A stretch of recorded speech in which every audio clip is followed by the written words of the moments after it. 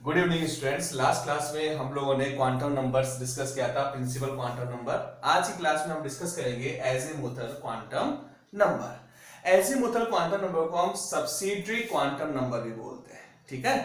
Azimuthal quantum number is also known as subsidiary quantum number, ठीक है। Subsidiary quantum number या angular quantum number भी कहेंगे इसको। Is also called angular quantum number और subsidiary quantum number, ठीक है। It's indicated by small L sign. Small L sign से इसको इंडिकेट करते हैं। Azimuthal quantum number gives the information about the subshells और शेप ऑफ सबशेल्स, ठीक है। तो हमारे पास जो सब्सिडियरी क्वांटम नंबर है वो सबशेल्स की इंफॉर्मेशन प्रोवाइड करता है। सबशेल्स की इंफॉर्मेशन के साथ साथ हमको उनकी शेप जो होता है उसके बारे में भी इंफॉर्मेशन प्रोवाइड करता है। Second point, the value of L equals to 0 to n-1 but not equals to n। तो n की वैल्यू जो है 0 to n-1 कुछ भी पॉसिबल है, बट कभी भी ये n के इक्वल नहीं होगा। फॉर एग्जाम्पल सपोज करो अगर n equals to 1, first orbit है, फर्स्ट शेल है, तो उस केस में जो possible value of l equals to 0, because n-1 होता है। अब n की वैल्यू 1 रख दे तो 1-1 इक्वल्स टू कितना हो गया? 0। l equals to 0 indicate the s subshell. S subshell जो होता है उसके लिए एल का वैल्यू हमेशा कितना होगा? 0 होता है। और एस सबशेल जो है उसका शेप कैसा होता है? It's spherical shape, spherical shape. और एस जो टर्म है ये क्वांटम टर्म, स्पेक्ट्रल टर्म है। और spectral term which originate by spectra, और S means sharp, यानी इसका जो स्पेक्ट्रम है वो शार्प स्पेक्ट्रम होता है। और शार्प स्पेक्ट्रम जो होता है इसी से हमने इसको क्या बोला? S subshell. तो एस मींस शार्प है और ये अपने पास स्पेक्ट्रल टर्म है। शेप होता है इसका स्फेरिकल शेप। क्लियर है? स्फेरिकल शेप होता है अपने पास। शार्प वर्ड हम यूज में लेते हैं क्योंकि स्पेक्ट्रल टर्म है और इसके लिए हमेशा एल का वैल्यू कितना होगा? 0। If n equals to 2, then possible value of L equals to 0 and 1. 0 for S and 1 for P subshell, ठीक है। P subshell और P subshell जो है उसका शेप कैसा होगा? डम्बेल शेप, डम्बेल शेप होता है। और P मींस स्पेक्ट्रल टर्म की बात करें तो P का मींस क्या है? प्रिंसिपल, ठीक है। P means principal. S के लिए हमने क्या कहा? S मींस शार्प और P means principal. If n equals to 3, अगर थर्ड ऑर्बिट है तो थर्ड ऑर्बिट में possible subshells 0, 1 and 2 S, P and D। और D सबशेल जो है उसका स्पेक्ट्रल टर्म है और D means diffuse. Its shape is double dumbbell shape, double dumbbell shape. If n equals to 4, then possible value of L equals to 0, 1, 2 and 3. 0 for S, 1 for P, 2 for D and 3 for F subshell। और जो F subshell है उसका means क्या होगा अपने पास? Fundamental. F means fundamental. जो spectral term है, spectral term F है और F का मींस क्या है? फंडामेंटल। और इसकी जो शेप होता है वो कॉम्प्लेक्स शेप होगा। तो एजीमुथल या सब्सिडियरी क्वांटम नंबर के लिए हमने यहां पर क्या निकाला? उनके स्पेक्ट्रल टर्म है जिनको सिग्निफाई करते हैं sharp, principal, diffuse and fundamental. Shape हमने बता दिया, स्फेरिकल शेप होगा इसका, P का डम्बल शेप, D का डबल डम्बल शेप और F का होता है फंडामेंटल शेप या हम ये कॉम्प्लेक्स शेप होता है अपने पास, ठीक है।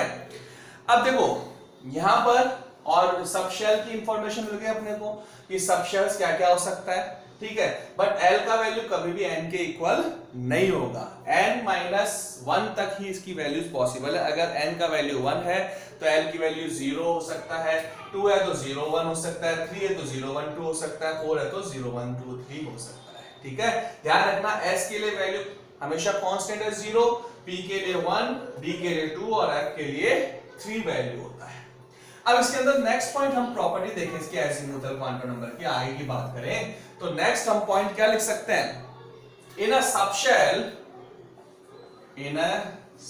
Subshell number of orbital, formula use में क्या लेंगे 2l plus 1, and in a subshell number of electrons equals to 2 multiplied 2l plus 1। Suppose मेरे पास s सबशेल है या p सबशेल है, p सबशेल में नंबर ऑफ ऑर्बिटल कैलकुलेट करना है, तो p के लिए l का वैल्यू कितना है 1 है, तो नंबर ऑफ ऑर्बिटल कितना है 2 multiply 1 plus 1 equals to 3। It means p subshell में कितने ऑर्बिटल है 3 ऑर्बिटल है। अगर नंबर ऑफ इलेक्ट्रॉन्स की बात करें तो क्या आएगा 2 multiply 2 plus 1, ठीक है। तो नंबर ऑफ इलेक्ट्रॉन्स कितना होगा 6, ठीक। तो किसी भी सबशेल्स के अंदर नंबर ऑफ ऑर्बिटल और नंबर ऑफ इलेक्ट्रॉन्स कैलकुलेट करने के लिए फॉर्मूला क्या है 2l plus 1 and 2 multiply 2l plus 1। ये हमारे पास फॉर्मूला है जिससे हम किसी भी सबशेल में नंबर ऑफ ऑर्बिटल और इलेक्ट्रॉन्स को डिटरमाइन कर सकते हैं, ठीक है। एंगुलर मोमेंटम ऑफ इलेक्ट्रॉन जो है किसी भी सबशेल के अंदर, एंगुलर मोमेंटम ऑफ इलेक्ट्रॉन भी हम कैलकुलेट कर सकते हैं, और उसके लिए फॉर्मूला क्या है mu equals to root L multiply L plus 1 H upon 2 pi,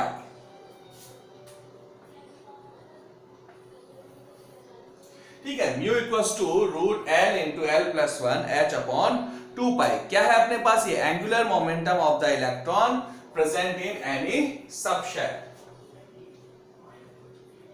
angular momentum of an electron in any subshell. किसी भी सबशेल में इलेक्ट्रॉन का एंगुलर मोमेंटम कैलकुलेट करने के लिए mu equals to root L multiply L plus 1 H upon 2 pi, ये formula हम use में लेते हैं। तो सब्सिडरी या एंगुलर या एजीमुथल क्वांटम नंबर जो होता है उसके कुछ पॉइंट्स थे। क्या क्या पॉइंट्स थे? फर्स्ट पॉइंट हमने कहा कि ये सबशेल्स की इंफॉर्मेशन प्रोवाइड करता है। सेकंड पॉइंट हमने कहा इसकी वैल्यू 0 to n-1 होता है, बट कभी भी n के इक्वल नहीं होता है। इसके लिए वैल्यूज आ गया, S सबशेल होगा, अगर n की वैल्यू 1 है तो L की वैल्यू 0 होगा, जो S सबशेल को इंडिकेट करता है, स्फेरिकल शेप होता है। और S मींस शार्प, जो स्पेक्ट्रल टर्म है अपने पास। n की वैल्यू 2 होगा तो L की पॉसिबल वैल्यू 0 और 1 है। S एंड P के लिए 1 होता है, S के लिए 0 होता है। P सबशेल का शेप डंबल होता है, प्रिंसिपल इसका स्पेक्ट्रल टर्म से बना है। 3 होगा तो 0 1 2 SPD है, D means diffuse double dumbbell shape, और SPDF होता है अगर n की वैल्यू 4 है तो F के लिए L का वैल्यू 3 होगा, D के लिए 2, P के लिए 1 और S के लिए 0 होता है। सबशेल में नंबर ऑफ ऑर्बिटल कैलकुलेट करने का फॉर्मूला 2l plus 1 और इलेक्ट्रॉन कैलकुलेट करने का फॉर्मूला 2 multiply 2l plus 1 है। अगर किसी सबशेल में इलेक्ट्रॉन का एंगुलर मोमेंटम कैलकुलेट करना है तो उसका फॉर्मूला होगा mu equals to root L multiply L plus 1 H upon 2 pi। तो ये हमारे पास आ गया एजीमुथल और सब्सिडरी क्वांटम नंबर। नेक्स्ट हमारे पास है मैग्नेटिक क्वांटम नंबर। अब देखिए मैग्नेटिक क्वांटम नंबर क्या होता है।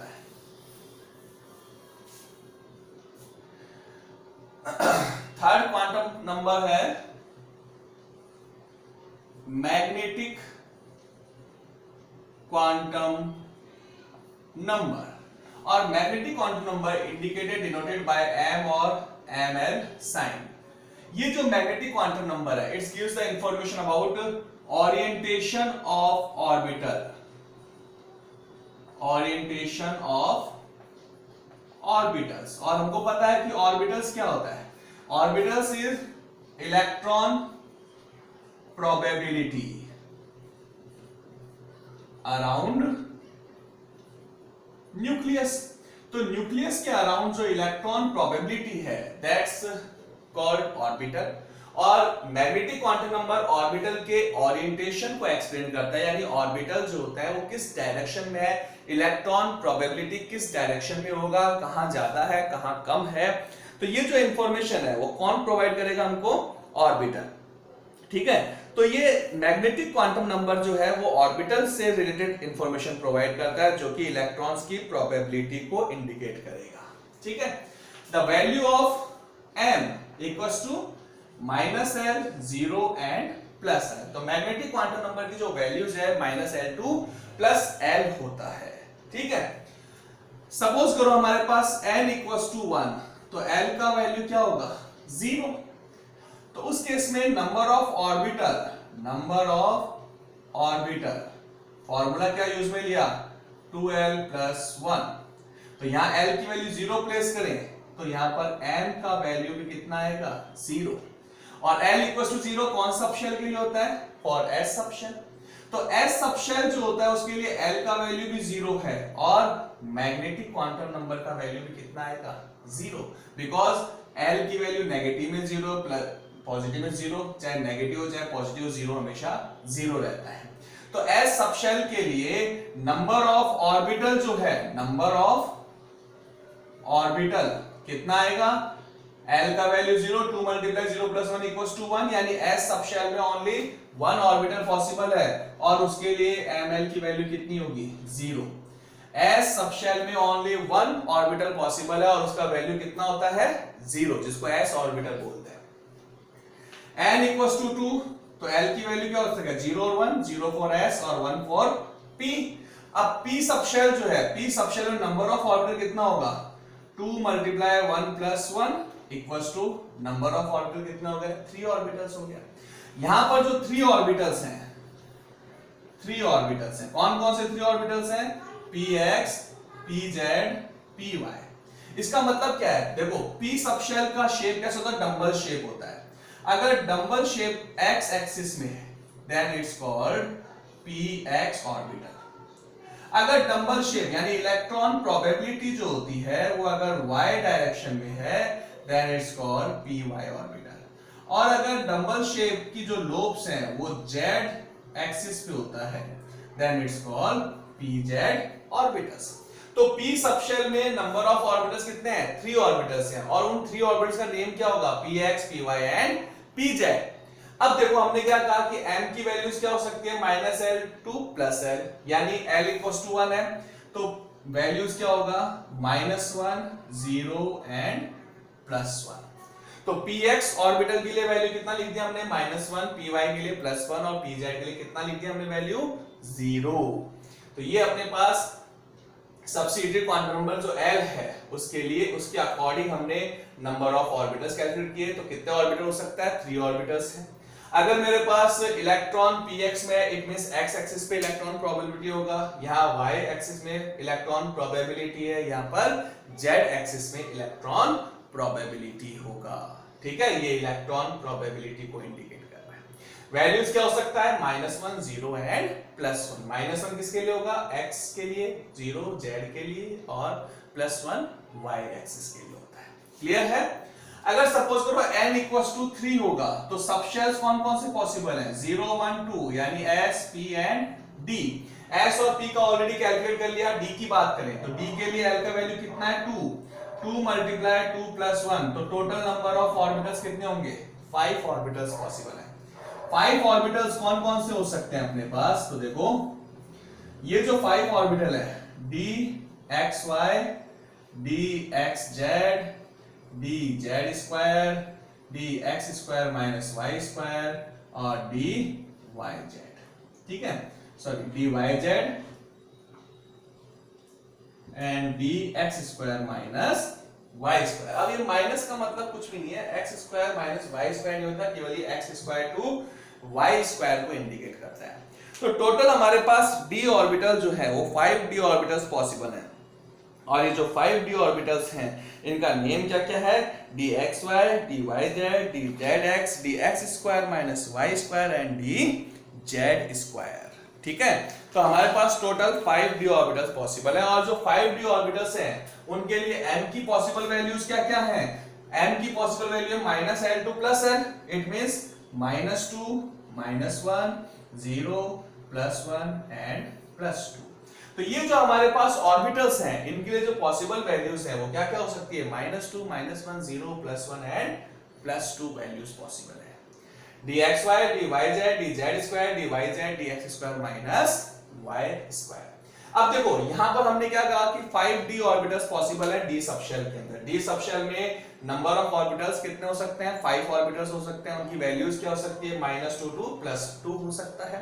और ये जो ऑर्बिटल्स इनके नेमिंग क्या है, dxy dyz dz2 dxz dyz and dx2 y2।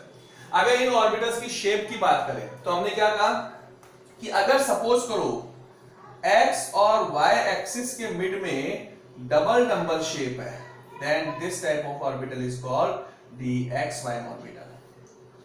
y और z एक्सिस के मिड में अगर डबल डंबल शेप है, then it's called dyz।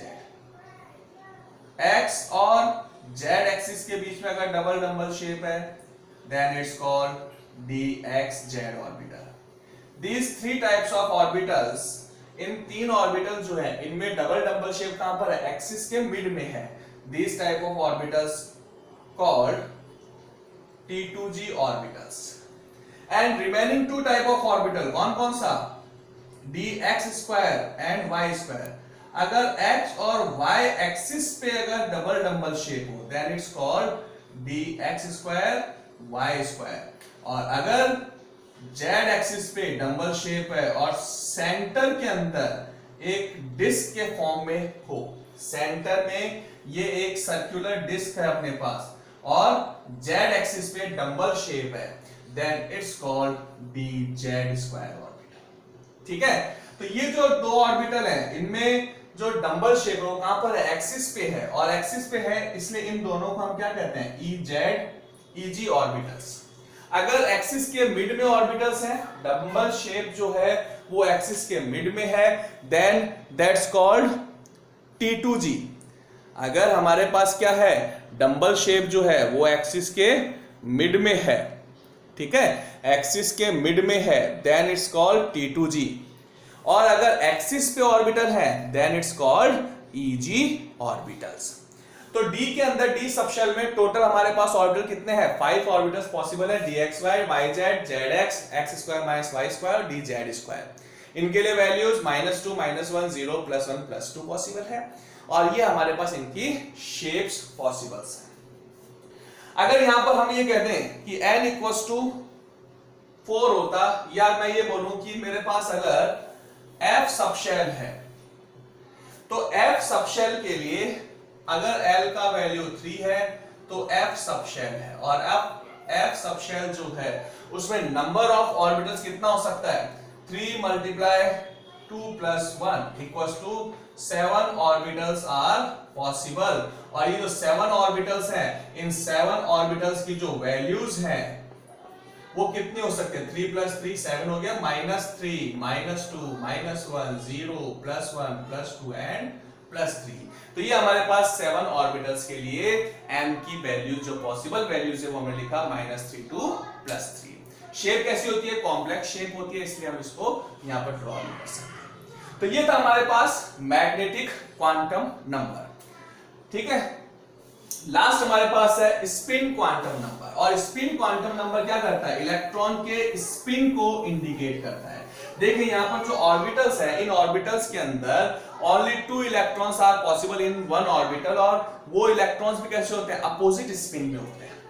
Electron nucleus के अराउंड रिवॉल्व करता है और साथ में क्या करता है, अपने एक्सिस के ऊपर भी रोटेट होता है। इलेक्ट्रॉन अपने एक्सिस पे यूं रोटेट, ये एक्सिस है इसके ऊपर रोटेट होता रहेगा, और साथ में क्या करेगा, जो ऑर्बिटल है सर्कुलर पाथ जो है उसके अंदर भी रिवॉल्व होता रहेगा न्यूक्लियस के अराउंड।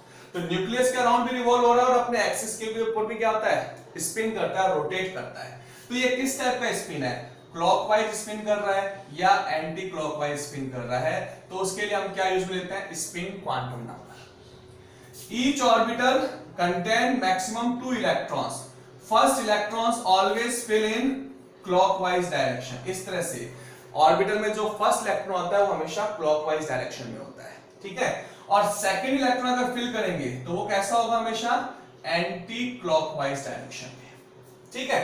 तो फोर्थ हमारे पास जो क्वांटम नंबर है that's called spin quantum number, और स्पिन क्वांटम नंबर को एस या एमएस साइन से इंडिकेट करते हैं, ठीक है। ये इलेक्ट्रॉन के स्पिन की इंफॉर्मेशन प्रोवाइड करेगा कि इलेक्ट्रॉन का स्पिन कैसा है। अगर क्लॉकवाइज स्पिन है तो एस की जो वैल्यूज है या एमएस की वैल्यूज है, टू वैल्यूज पॉसिबल है, plus half and minus half. Electron clockwise है तो प्लस हाफ, और इलेक्ट्रॉन अगर एंटी क्लॉकवाइज स्पिन करता है देन इसकी वैल्यू क्या होगा, माइनस हाफ होता है, ठीक है। तो दो ही स्पिन हो सकता है, क्लॉक और एंटी क्लॉक, और इनकी वैल्यूज क्या हो सकता है, plus half and minus half. तो ये हमारे पास स्पिन क्वांटम नंबर्स हैं। ऑर्बिटल में फर्स्ट इलेक्ट्रॉन हमेशा क्लॉकवाइज होता है और सेकंड इलेक्ट्रॉन कैसा होगा, एंटी क्लॉकवाइज डायरेक्शन में होता है, ठीक है। तो ये अपने पास इसके स्पिन क्वांटम नंबर की इंफॉर्मेशन आ गई, ठीक। तो ये हमारे पास आज हमने डिस्कस किए चारों क्वांटम नंबर्स, और चारों क्वांटम नंबर्स डिस्कस करने के बाद किस तरह से इनके ऊपर क्वेश्चंस बनते हैं वो हम करेंगे नेक्स्ट क्लास के अंदर, ओके। इसको नोट करना, पढ़ना, कोई डाउट हो तो क्लियर करना। Thank you.